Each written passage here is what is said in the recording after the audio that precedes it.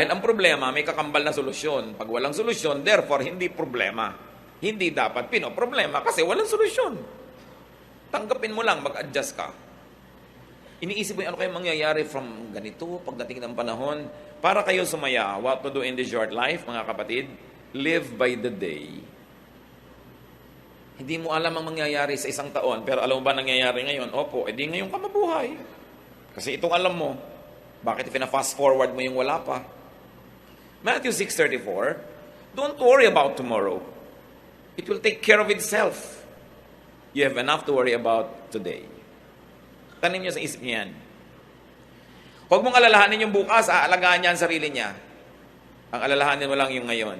At siguradong yung ngayon, kayang-kayang mo yan sa tulong ng Diyos. Nanghihina lang ang loob mo kasi yung mga darating pa, sinosolve mo na ngayon. Pagdating niya, tsaka mo solven. Malay mo na, pagdating nun, wala ka na rito. Tapos pinoblema mo pa, doble lugi mo. Enjoy the day, savor the moment. Ang araw na ito, pahiram, gamitin mo mabuti. Yung nakaraan, kahapon, kumbaga sa pera, nagastos na yon, wala na.